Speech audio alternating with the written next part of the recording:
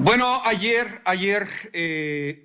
el director regional de la Organización Mundial de la Salud para Europa, de nombre Hans Klug, dijo que luego que el 60% de los europeos contraigan la variante Omicron del coronavirus, es probable que la región, el viejo continente, incluido la Gran Bretaña, que a veces se cuece aparte como todo, acerque el final de sus estragos. El médico cirujano mexicano, don Alejandro Macías, a quien usted ha escuchado muchas veces en este espacio y a quien le agradezco siempre su buena disposición, él fungió como comisionado para la atención de la influenza durante la epidemia del 2010. Usted lo ha escuchado aquí porque lo ha dicho desde que inició la pandemia. El curso que podría tomar la enfermedad empata prácticamente con lo que señala el director regional de la Organización Mundial de la Salud para Europa. Saludo y siempre me da mucho gusto y con enorme gratitud precisamente al doctor Alejandro Macías. Muchas gracias, doctor. Bueno, pues hace ya algunas semanas decía usted lo mismo que ayer confirma el funcionario de la OMS. Adelante, doctor Macías. Sí, Oscar Mario, buenos días. Me da gusto con tu auditorio. La trayectoria que está teniendo esto en México se parece, en efecto, a lo que está pasando en Europa, pero sobre todo a lo que está ocurriendo en Sudáfrica. Solamente que Sudáfrica nos lleva ventaja como de un mes.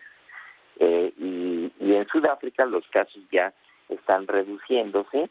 Sin embargo, hay que dejar claro el mensaje de que esto no ha terminado. O sea, todavía estamos en una fase de ascenso de casos y esto no es un catarrito. O sea, esto es una enfermedad seria que te puede poner a mal traer y todavía te puede mandar al hospital. Entonces, sí hay que ver las cosas con optimismo de que finalmente esto parece que va a pasar una etapa diferente de la pandemia, pero todavía nos falta. Doctor, ayer me enviaron un reporte de la MMWR, que es el Centro de Control y Prevención, que bueno, lo mandan estos centros de control y prevención allá en los Estados Unidos.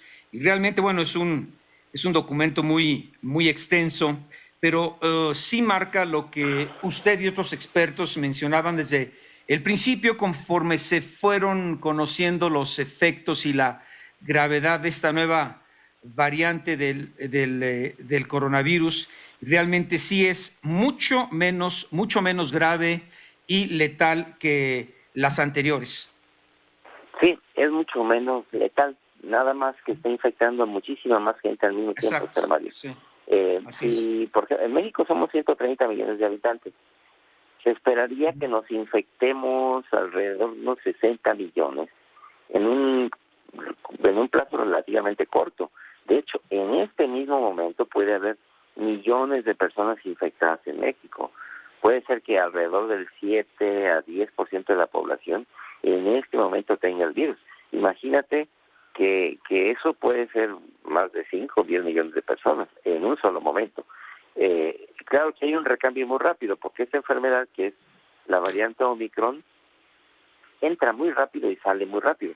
Va infectando a otros, pero tiene un plazo más o menos, una historia natural, entre 5 y 7 días.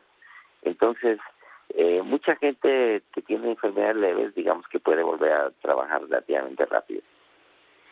Bueno, y esto es, ¿en qué parte de esta gráfica estamos?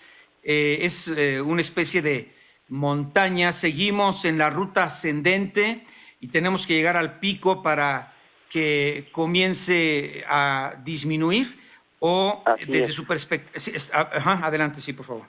Sí, mira, es una verdadera escarpada, porque estamos teniendo muchísimos más casos inclusive que durante el pico anterior, que era el pico delta. Ahora, no todos entramos al mismo tiempo, Oscar Mario. Unas ciudades entraron antes que otras. Por ejemplo, fíjate que ahorita en Baja California ya están de bajada, porque ellos entraron antes. Por ejemplo, Ciudad de México entró también antes que algunas otras ciudades. Entonces esperaría que Ciudad de México empiece a reducir probablemente ya a finales de enero, pero otras ciudades que entraron después probablemente entrarían un poquito después. Entonces no entró al mismo tiempo y no va a salir al mismo tiempo en todas las regiones. Pero digamos dentro de 1 o 2 semanas de diferencia, la mayoría en el país empezará a reducir probablemente por ahí de febrero. Claro, hay que seguir vacunando, hay que seguir mandando la alerta de que tenemos que seguir usando cubrebocas, ventilar espacios cerrados, evitar tumultos y todavía, Oscar Mario, el que pueda trabajar de casa, que lo haga. Bueno, Omicron pues ha demostrado su versatilidad, su capacidad de mutar, y hay todavía algunas dudas e interrogantes. ¿Podría surgir una nueva variante o qué posibilidades que surja una nueva variante que cambie el curso de este ciclo de Omicron, doctor? Sí, eso es poco probable, Oscar. Mira, de hecho, Omicron viene, digamos que en 2 sabores, porque hay una de las 2 variantes de Omicron, hay una que inclusive es todavía más rápida en su transmisión. No sabemos cuál predomina en México, pero es también muy poco probable que tengamos un virus peor que este, porque la gente dice, es que a lo mejor viene un virus peor que este. No, bueno, este virus peor es muy difícil que vaya a haber uno que se transmita más que este. Ahora, en medicina todo es posible.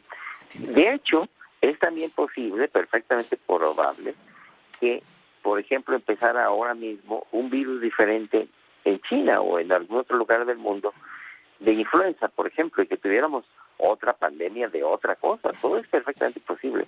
Yo creo que lo que nos va a dejar de esto de lección, Oscar Mario, es que tenemos que tener una mejor preparación para esto. O sea, que lo que nos pasó, que ha sido terrible, no nos vuelva a pasar, porque tenemos que aprender las lecciones. ¿Cuál sería la lección, doctor? Interesante. ¿Cuál sería la lección? Sí, mira, hay muchas lecciones. Primero, necesitamos un mejor sistema de salud, Oscar Mario. No podemos ser el país que menos invierte en salud, y tampoco todo se lo podemos atribuir a la corrupción. O sea, también decimos que hay corrupción. Oiga, pero como un 80% sí, ¿no? No. Mira, México invierte 2% de su Producto Interno Bruto en salud. Las recomendaciones internacionales indican que al menos debe ser 6%. Entonces, no. La corrupción sin duda hay que atacarla y ir contra ella, pero hay que aceptar que invertimos muy poquito en salud. Tenemos que invertir mucho más. Desde luego hay que cuidarla contra la corrupción, pero México no puede seguir siendo el país que invierta menos en salud. Y hay que aprender esa lección. Tenemos que tener mejores terapias intensivas, Oscar Mario. Cuando todo esto empezó, probablemente no teníamos ni siquiera 2,000 camas de terapia intensiva decentes, digamos, en el país. 2,000 camas para un país de 130 millones de habitantes, Oscar Mario. Eso no puede ser. Tenemos un sistema primario de atención terrible, en donde la gente frecuentemente ya ni siquiera va al Seguro Social o al ISSSTE, sino que va, por ejemplo, a una farmacia que lo receten. Eso tiene que cambiar. O sea, hay muchas cosas que tenemos que cambiar en esto, Oscar Mario, y tenemos que aprender lecciones, porque si no, tú llegas con un paciente grave y se va a morir en los hospitales ahora y en el futuro. Tenemos que brindar mejores posibilidades a la gente, Oscar Mario. Oiga, si tiene unos minutitos más, aprovechando su experiencia y su buen manejo de cuando la influenza, ¿ya se sabe o por dónde va la investigación y quieren o no hablar con la verdad? ¿Dónde, cómo y por qué aparece el coronavirus en el mundo?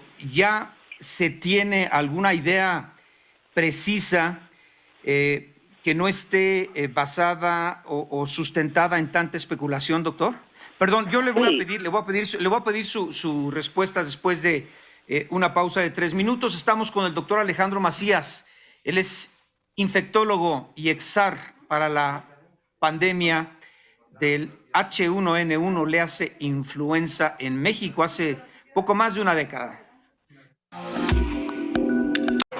Bueno, regresamos a platicar con el doctor Alejandro Macías, infectólogo, exar para la pandemia H1N1, le hace influenza, hace poco más de una década lo que vivimos en este país y fue un factor y actor importantísimo para su solución. Pero bueno, doctor, le comentaba, ya se sabe más o menos, fuera de toda especulación o muchas que se han dado, dónde, cómo y por qué aparece el coronavirus y bueno, después estas mutaciones de la cepa. Sí, mira, los coronavirus viven con los murciélagos en todo el mundo, pero particularmente hay regiones en donde hay una muy intensa, digamos, presencia del coronavirus y además interrelación con las personas. China es un lugar en particular. Lo más probable, desde luego, y basándonos en análisis genéticos, es que esto pasó de un murciélago a una persona que después encontró un lugar de una supertransmisión en China, ¿verdad? Ahora, es verdad que se ha estipulado, o se han hecho teorías de conspiración de que a lo mejor apareció por alguien que lo forjó. Eso es muy poco probable, o que se escapó de un laboratorio. Tampoco hay evidencias de esto. Lo más probable es que esto haya venido de los murciélagos, de la vida salvaje, y eso puede volver a ocurrir en cualquier momento, Oscar Mario. También por eso, esto es una lección. Las epidemias van a venir siempre, y en pocos años seguramente tendremos las condiciones apropiadas para que vuelva a haber una epidemia, ya sea de influenza o de coronavirus. En conclusión, lo más probable es que la principal bioterrorista es la naturaleza, por la manera en la que nos estamos relacionando con ella y la manera en la que estamos, digamos, invadiendo los espacios de los animales. Pero entonces sí se comprueba o se puede asegurar que el primer contagio fue en la ciudad de Wuhan, allá en China.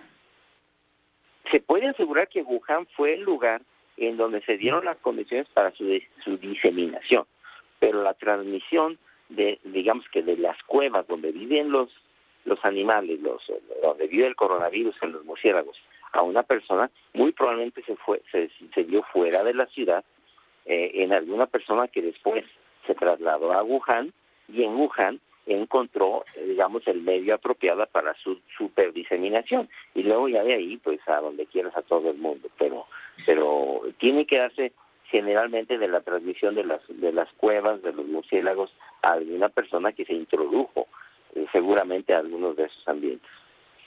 Y bueno, si siguen existiendo los murciélagos en muchas partes del mundo, ¿no podría transmitir alguno de otro país en algún momento, otra especie de virus a un humano y desatar pues otro desastre similar al que estamos viviendo?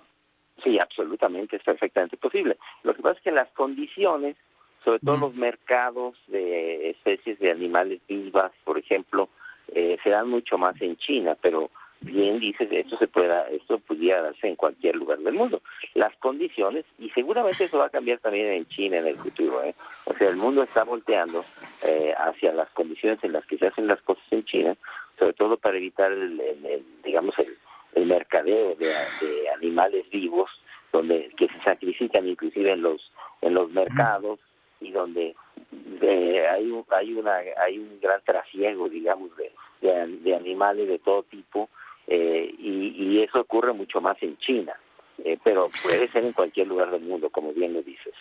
Bueno, le preguntan, dicen, por favor, pregúntale al doctor Macías, el expresidente Trump dijo que fue una estrategia de los chinos que actuaron con dolo, alevosía y ventaja para infectar al mundo e incrementar y acelerar su poderío. Pues eso tampoco ha sido descartado, doctor. No, digo, es que bueno, todo es posible, Oscar Mario, sí, pero ¿verdad? ¿quién le va a creer ese señor? Tampoco es absolutamente descabellado eso. Ahora, si tú me dices que todo es posible, no, todo es posible, pero eso es extraordinariamente poco probable. Bueno, después del poderío que se le está dando al presidente actual en China, vaya usted a saber. Oiga, estábamos revisando las epidemias en el mundo, bueno, pandemias, ¿no? Está la muerte negra en el año de 1346 a 1353. mató a casi 200 millones de personas. Después la gripe española, la primera gran pandemia del siglo pasado ya, ¿no? Del siglo XX, de 1918 a 1920, casi 100 millones de personas. Y después viene la peste Antonino o plaga de Galeno en el año 165 al 180, en donde mueren 5 millones de personas. Claro que hay que tomar el total de la población mundial en esos momentos. No tengo aquí los porcentajes, pero si nos vamos exclusivamente a los números absolutos, independientemente del número de personas en el planeta, que actualmente pues casi llega ya, dicen, a los 8,000, que es brutal, ¿no?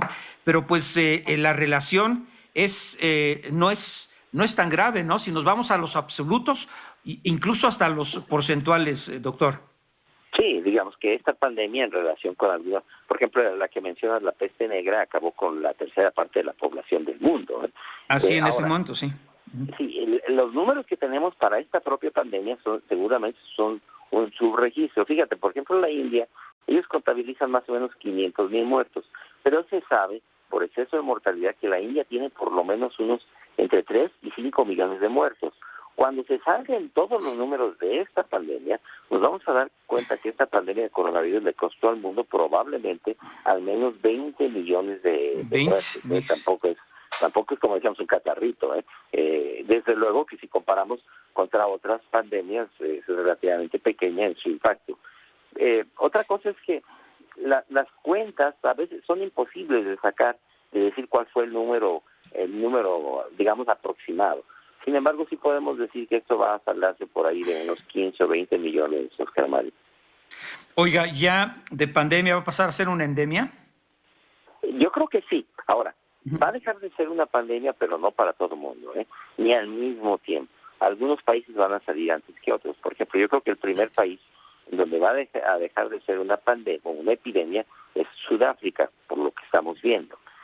Seguirán algunas ciudades europeas, los propios Estados Unidos, probablemente nosotros por ahí ya del segundo trimestre de este mismo año, pero faltan muchos países en donde apenas estará entrando y no han logrado vacunar ni siquiera una pequeña fracción de su población. Estamos hablando de muchos países del África, del Asia, en donde todavía la pandemia seguirá y tendrá que entrar. No es una pandemia que vaya a salir al mismo tiempo en todo el mundo.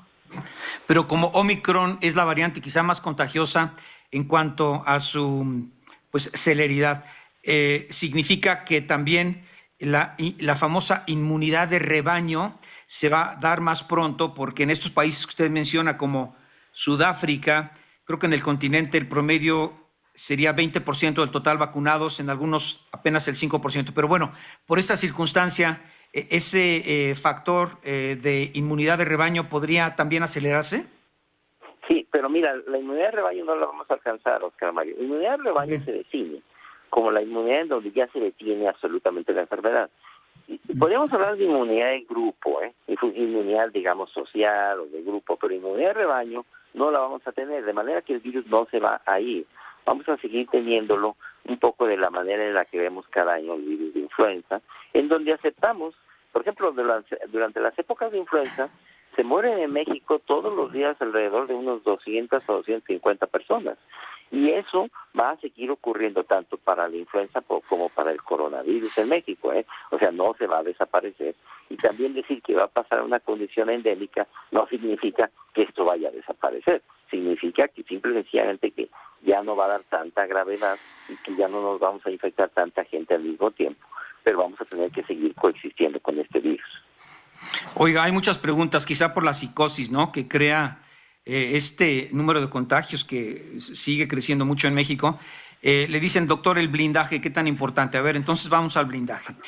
Las personas que ya contrajimos el virus, las que tenemos 2 vacunas, quizá las que tienen también un refuerzo, se sabe qué tan importante es, qué tipo de protección sí adquiere esta variante de Omicron y hasta dónde puede afectar a cada organismo. Sí, claro, mire, y depende de las condiciones de cada quien, Oscar Mario.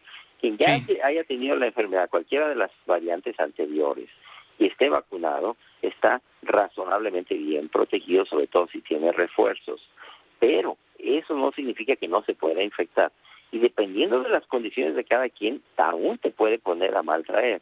Yo creo que tenemos en México un buen ejemplo con el presidente de la República. El presidente de la República, que ojalá que siga mejor, estaba ya se había enfermado, ya se había vacunado y de todos modos se enfermó. Y seguramente por sus condiciones físicas pudo haberle dado un problema todavía más serio, dependiendo de su edad, sus condiciones.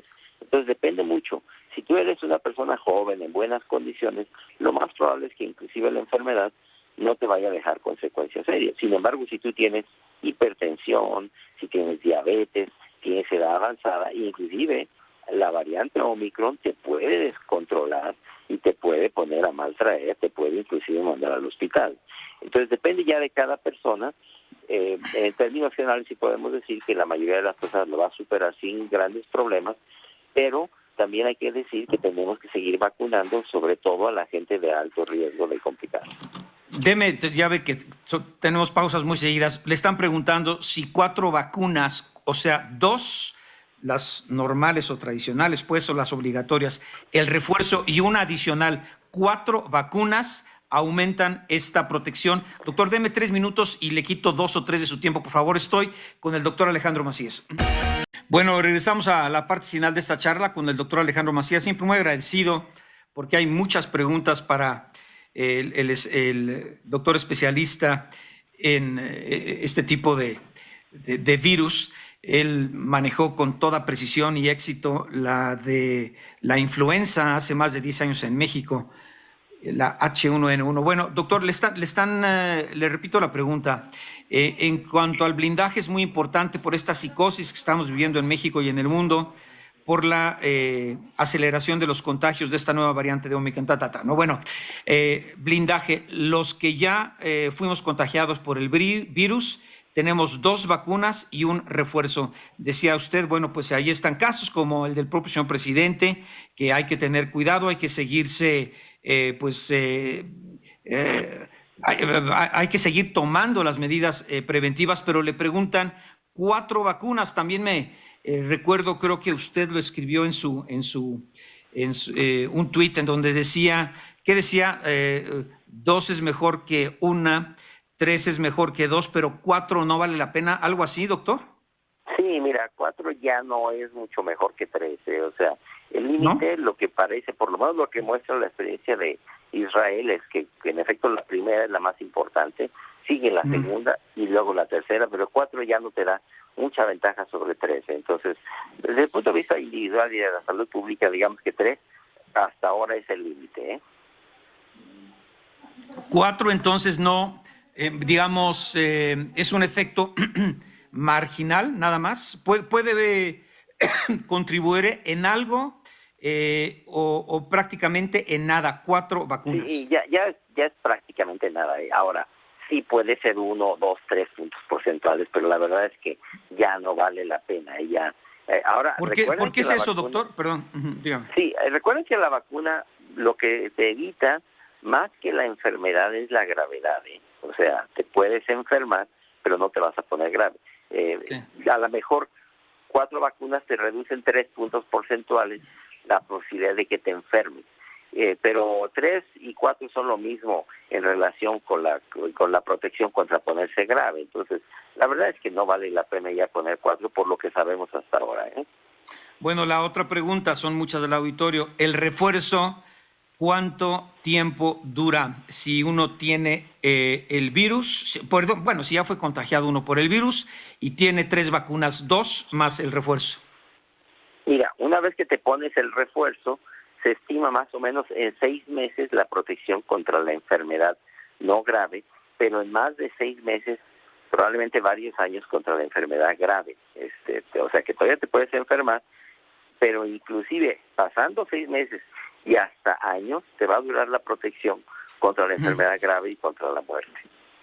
Oiga, esto quiere decir que, digamos, en 6 meses, vamos a tomar que ya muchos mexicanos tienen el primer refuerzo después de 2 vacunas. Esto quiere decir que en 6, 8 meses el gobierno de México tendrá que comenzar de nueva cuenta con la aplicación, pues sí sería de la cuarta vacuna, pero hasta dentro de 6 meses, una vez que disminuya esta protección. Sí, mira, pero casi también seguramente no vamos a estar en el futuro vacunándonos cada 6 meses, Oscar Sí, Mario, sí, eso porque pensé. una vez que esto ya pase a una condición, digamos, no epidémica, ya la transmisión va a ser mucho menor y probablemente nos vamos a tener que estar revacunando probablemente cada año o cada 2 o 3 años. Por eso también va a ser tan importante que México tenga las capacidades de producir sus propias vacunas, porque si no, no va a haber dinero que alcance, Oscar Mario. Multiplica cada vacuna por unos 10 a 20 dólares, dependiendo del fabricante, por 100 millones de mexicanos. Vas a ver que son miles de millones de dólares que se van a ir acumulando con los años. Aquí estamos viendo también, hablando de las lecciones, que México tiene que producir sus vacunas, porque lo barato sale caro, Oscar Mario. Salir a comprárselas a otros países nos ha costado demasiado caro. Sí.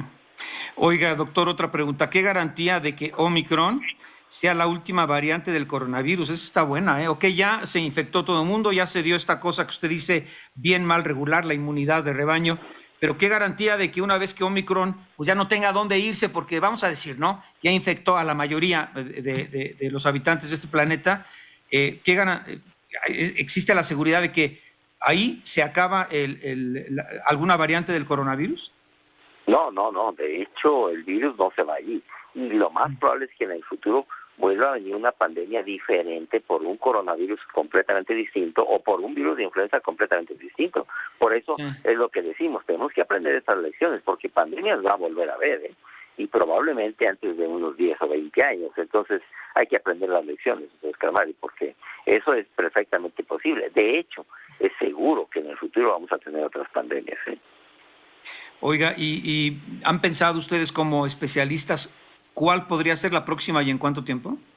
Mira, yo creo que lo más probable es que ya no sea de coronavirus, sino que sea de influenza. Hay varios candidatos, sobre todo los virus H5, también en las regiones del Oriente. Pero recuerda, por ejemplo, durante la pandemia de 2009, todo el mundo estábamos esperando que una pandemia viniera de China y nació precisamente entre México y Estados Unidos. Entonces, no, aquí no hay nada escrito.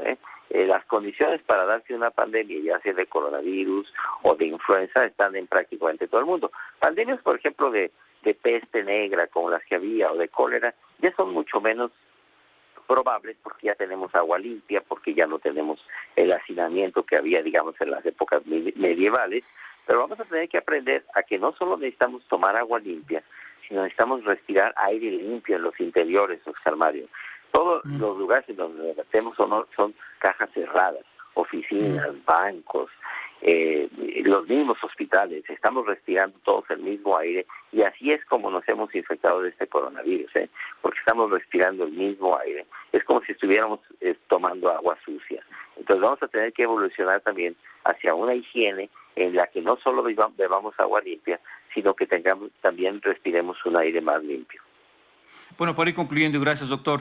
Dice entonces, Oscar Mario, por favor, pregúntale al doctor Macías.